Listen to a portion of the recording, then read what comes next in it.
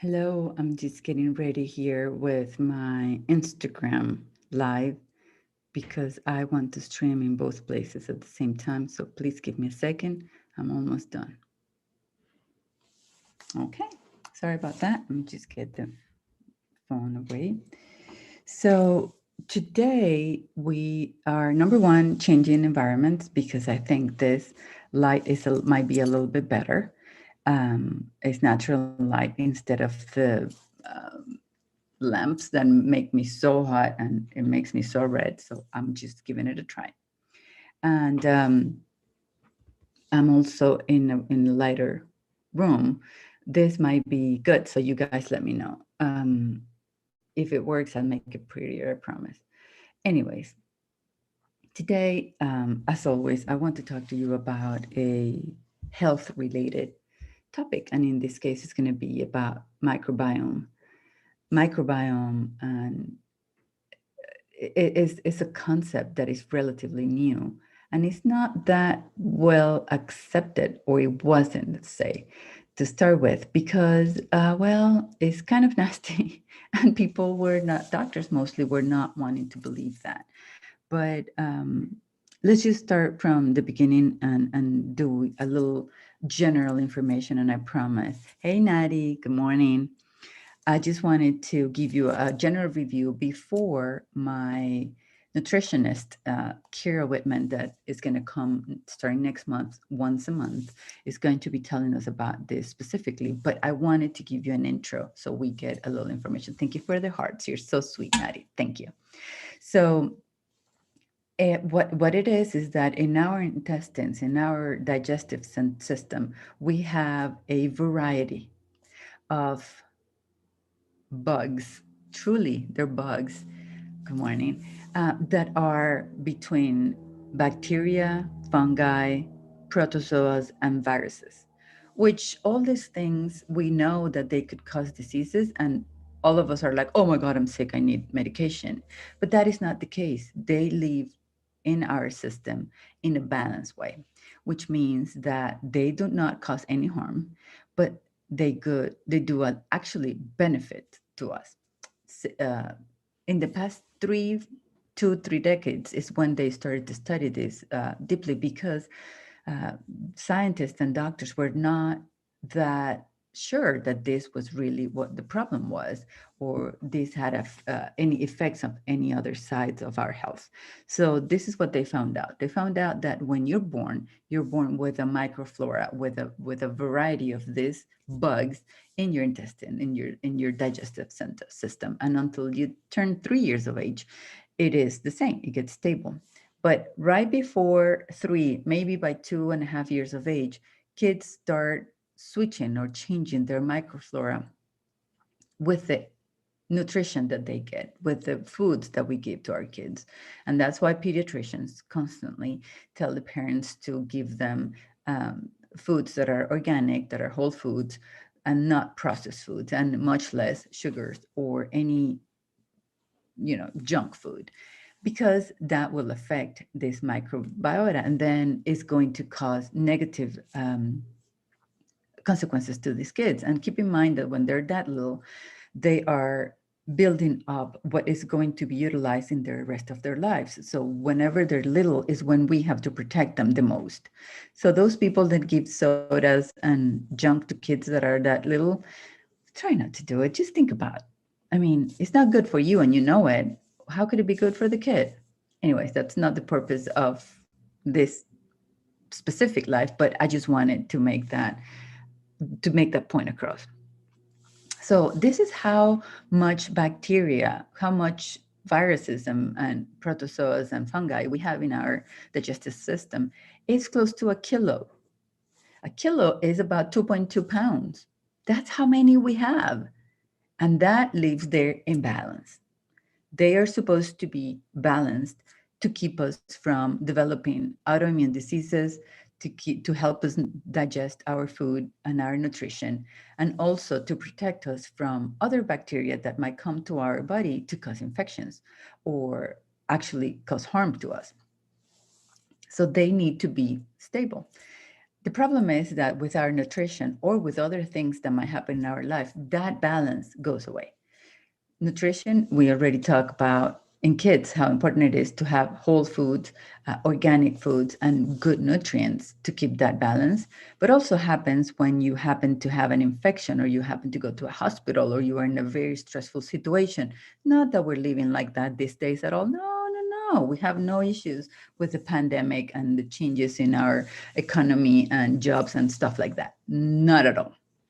I'm just being facetious here. But, anyways, um, that might affect that balance. So then is when we need to think about we need to do the best that we can to get it back to where it needs to be when we have the ability to do so. So let's say that you have, for whatever reason, end up in the hospital. Let's just put an example of COVID. You end up in the hospital and they give you a bunch of antibiotics. Those antibiotics will kill some of the bacteria that you have in your microbiome. So then it goes in unbalanced, it gets unbalanced. So then you have consequences. That's why most of the time when you go home, they tell you take a probiotic, which is a uh, supplement that is going to help you get that microflora replaced or that microbiome replaced and stabilized, as well as eat yogurt.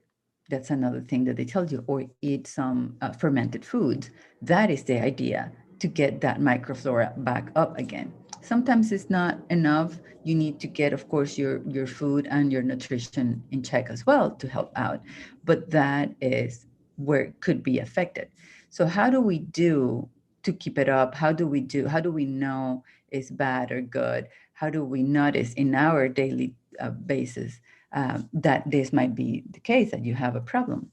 Well, I would say inflammation is one of the first one, and is the one that affected me specifically, as well as mood changes or propensity to have certain diseases or situations in your life that you might say something is off here. I don't know what it is, and it might be the ton of bugs that you have in your digestive system. In my case, I was telling people that listens to me in Spanish right before I came over here that I had a constant. I'm not an obese person. I'm not overweight, but I constantly had a little belly that was about a 3, 4 month pregnancy. Not proud of it, but I had it constantly. It got worse certain days of my life where I would just be like 6 to 7 months pregnant. And I would look at myself and be like, what the heck is happening to me? Keep in mind that I am 50 years old and I also had a hysterectomy. So there's no chance of me being pregnant. But the belly was there, no baby. My husband used to say that was just the S word. So I'm like, I know I'm full of it. I get it. But that is not just it. What have happened that I keep getting this problem? And it would happen for like 2, 3 days and then it will go down. And then later on, days later or weeks later, I would get it again. And I never understood what that was. And I was just like, oh. Then I had other issues, like I'm on lactose intolerant. So I would get bloated and stuff with lactose. So I would take the pills to help me deal with that. Not a good idea either, but that's what I did. So it was a point that I was getting overweight and I needed to do something. The pandemic at the beginning did not help. And I had a problem in my hip, so I couldn't walk that much. I couldn't exercise. I couldn't do what I normally do. So I did gain a lot of weight. So I went to see this nutritionist that got recommended to me, that was by one of my uh, podcast guests. The podcast name is the Legal Drug Dealer Podcast, which I invite you to go listen and learn with me. And I have about almost 36, 38 episodes published. You can learn a lot there, not just from me, but from my guest. And if you can write a review, I will truly appreciate it because I need them for other people to learn with us. But anyway, sorry for the shameless ad there. So this person that came to my podcast, the Legal Drug Dealer Podcast, to talk about gut and gut health, told me about how important it was to have a functional nutritionist checking your diet for you to understand what you were doing well or not. And I found one, she recommended it, and I went to see it was all online because of COVID. So this person asked me for so much information. It was pages and pages and pages of information, not repetitive. It was different information in every page. That was a pain in the butt. I was like, oh my God, what is this person asking? Why is this person asking so much? It had a purpose. I will tell you in a second. And also, this person made an appointment, and it was not just 10 minutes, it was almost an hour and a half. So, this person dedicated not only 1 hour and a half to talk to me, but she reviewed the information that I sent her for over an hour before she saw me. Then she gave me, we talked, and after that, she took time to analyze both data, the written data that I gave her, plus what we discussed. And then she constructed changes for me and gave it to me. So it was basically 3 hours. Yes, it's not covered by the insurance. I had to pay out of pocket, but it was so recommended that I truly wanted to try. And if you think about it, the cost divided by all the time that this person spent on it, it is worth it. Anyways, this person talked to me about a bunch of stuff, family genetics and stuff that had happened, the blood test that I had, the issues that she found, and the recommendations. So she said in general terms that my problem was, the first problem that we needed to attack was inflammation. So she recommended a diet with low inflammatory uh, foods, whole foods. And also, she gave me a list of which ones are high, moderate, low, and no inflammatory. And then the ones that are really, really bad. And she recommended that I would just balance during the day with those nutrients so I wouldn't get that much inflammation. Basically, she was telling me, don't eat 3 highly inflammatory products in a day, because then you're going to have the issue. When you have just one and then the other ones that are low, then you can keep a balance. And that was very smart. And I thought, that's feasible. I can do that. Then she said, no more gluten, no more dairy, which I love my cheese. I do love my cheese and I love my bread. So what she said is that I'm not going to tell you to quit eating this forever. I'm just going to make an arrangement. How about if we try this for 1 month, for 30 days, and see how it goes? And I thought, I'm like, this is good for me. It's very recommended. I need to listen to people that know. So, okay, I'm going to give it a try, 30 days. By the second week, it was just like, oh my gosh, what a big change. It was a change in my belly and my 4 month belly, 4 month pregnancy belly. And it was also a change on my mood. I was feeling so much better. I wasn't irritable. I was a little bit more relaxed. Keep in mind that I was not following a diet. It wasn't like you're going to eat this portion and you're going to avoid this. No, the only thing that I did was to not have any dairy and not have any gluten products in my diet for in my nutrition for that month. It was such a big change that actually my husband, that doesn't believe in nutrition and stuff like that, even though he's a pharmacist too, he said, wow, what a difference.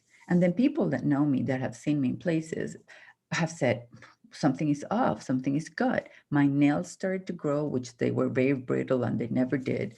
And I noticed also less aches and pains that I had. So that was awesome. That was really good. So I said, well, I'm going to continue doing this for the other 15 days, which I did. And since then, I had several appointments with this person to tweak other needs that I had personally. And I have decided to change my diet. So since then, I do not eat any dairy or gluten products, whether it's cheese, yogurt, actual milk, or breads, pasta, or anything that has gluten, but once every 10 to 15 days, and sometimes even longer, because I know how good it feels. So it is a trade off that I decided to start in my diet, and I am very happy that I did. It is a I'm a different person. I can see it in my hair, in the health of my hair, in the health of my nails. As I said before, my skin is so much better because of these changes. And yes, I do take other medications and supplements, but I was taking that before I started this changes on my nutrition. So that all comes from her data and her information from my gut health because gluten was not destroying some of these bacteria and causing imbalances there. Same thing for the dairy products. Then I had those advantages. So I lived through it. It's not that somebody told me, I did live through it. So I believe in it.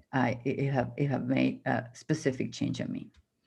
I wanted to tell you another thing about the microbiome specifically. These bacteria and these viruses and fungi and protozoa are so important because they help us digest our food, and they also help us generate or produce vitamins like vitamin B, like vitamin B1, B3, B12, even vitamin K.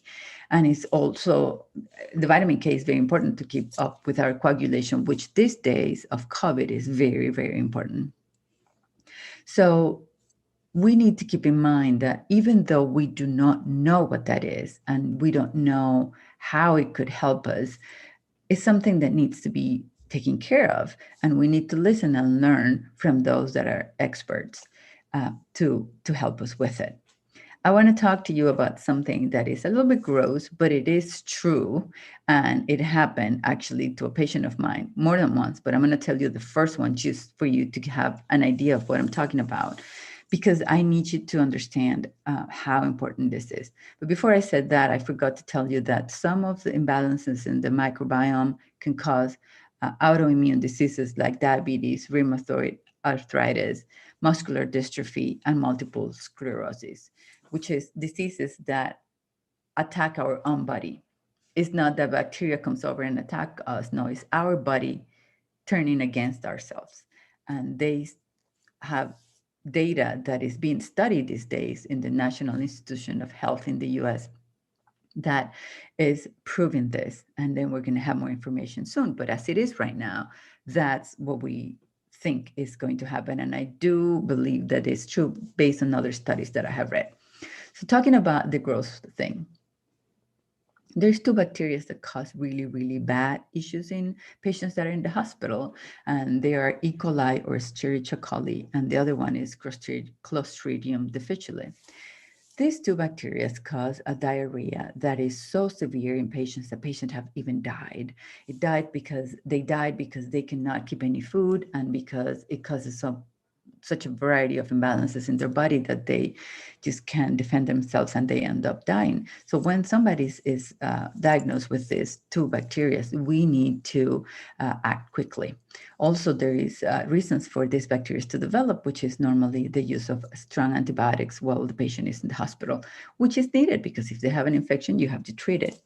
The problem is that we know for a fact that some of these antibiotics cause or would put the patient in an uncomfortable situation that they will develop either E. coli or C. difficile. Both of the bacteria might be in our body without causing infections because they're balanced, but when the balance uh, is not there caused by an antibiotic treatment, for example, that kills part of this bacteria, and then the ones that were okay are now causing infections, then it will be problematic. This E. coli and C. difficile infections cause something horrible that is called, I'm sorry, but it's gross, but it's true. So if you're eating, sorry, maybe you don't want to listen to the rest of it, but it's called, because it's going to be even worse, nastier. So it's called explosive diarrhea. And when I mean explosive, I mean explosive. And it's not that you go to the toilet and then it gets explosive there. No, the patient cannot hold it. And most of these patients are so weak that they're in the bed and they cannot control it. And it gets spread all over. It is nasty and it stinks horribly.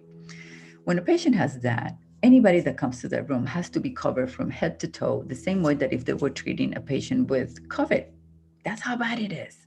And because none of us want to get that, we could die from that thing. So we need to be extra protected. And the patients are miserable. It's just horrible. And they have imbalances in their fluids. It's just bad. So the only way to treat this bacteria is with, of course, antibiotics.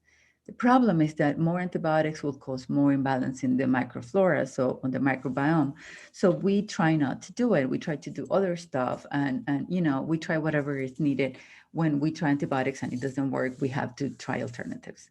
I'm going to tell you about this case that happened, I don't know, maybe 8 years ago. I had one of my attendings that was one of the main doctors at the hospital that was treating this patient that had this infection when came in, and we gave all kinds of antibiotics on top of the other antibiotics that were given at the other hospital. This patient was before he came to us. And this poor guy had this E. coli. It was an infection that was terrible, and it was causing so much trouble because not only the risks that this patient was going through for us and the team that was taking care of him, but also the cost, because we had to keep him in a special room. He had to be using gowns that were expensive. I mean, all the medications that we needed, plus the patient that was not getting better. So we got to a point that we were like, oh my God, this patient is not going to make it. We need to do something drastic. And then the doctor, the attending, said, let's try something called, I know it's going to be nasty, so get ready. It's called fecal microbiota transplantation. Translation, let's just give this person a enema with poop from other person. So what the heck is that? So basically what it is that they get poop donated by healthy people. I know it's poop. Ew. And they clean it and process it in these facilities that are specific for that. And then you get the product, which is poop, ready for an enema. And then you give an enema to the patients that have this issue, the E. coli of the C. difficile. And in a couple of days, 2, 3 days, the patient is out of this bacteria. How does that happen? Because this fecal microbiome that is stable replaces or helps the one that is all altered in this person's gut to stabilize it. And it is like bringing seeds that are super fast growing, and then they all grow and it's stable. And then these bacteria that are causing the infection are going to be digested and eliminated by this microbiome. It works. We gave it to the patient and it worked. I was grossed out. I was upset with him. I'm like, I don't want that thing in my pharmacy. Ew. But the patient was desperate. We were desperate, and we tried this method and it worked. It worked. It was nasty, yes, but it worked. And this was not something that we did, that we got out of our sleeve. It's something that is being done for years in other bigger facilities. So we decided to go for it. And we used it while I was there several times for patients that were in the same situation. So this proves to you that getting a stable microbiome could save lives, to the point that could eliminate these infections that could, again, potentially cause death, and all the issues and problems and complications, a consequence of that. So I just want you to be more open-minded to what it is, the microbiome, what it means, how it helps, how it could be bad for us to have it unbalanced, and how we need to be open to the fact that our nutrition might have an incidence on that microbiome stability. I am not an expert in this area. I have an idea. I have done some research, and I have had my experience with this as well as I described. But I would bring somebody that is an expert in nutrition talking about the microbiome. Her name is Kira Witham. She's coming once a month starting next month to talk about nutrition. And she's going to eventually start talking about this and explain to us in details how our diet can affect that. So we will be talking about this very soon. And I hope that you're here to learn with me about it. So this is my cue that I need to finish. Thank you for your attention, and I will talk to you tomorrow about health insurances with the expert that I'm bringing now once a month, Edward Givens. And I know you're going to learn a lot, because the health insurance market have changed tremendously after coronavirus, and we need to learn about it. And it's not only for those that have Medicare, but it's also for those that are using the Obamacare or the old insurance that was on when Mr. Obama was the president. I'm going to tell you specifically the name of it. It's called, I don't remember. The national insurance that now is open for enrollment as a special time for those that have lost their jobs or they're working at home with their own businesses because they don't have coverage. So we will talk about all that tomorrow. So I'll see you tomorrow at the same time. And I hope that this information was useful for you and you learn a little bit with me, even though it was gross. Sorry about that. Well, that's it for today. And I will see you tomorrow. Bye for now.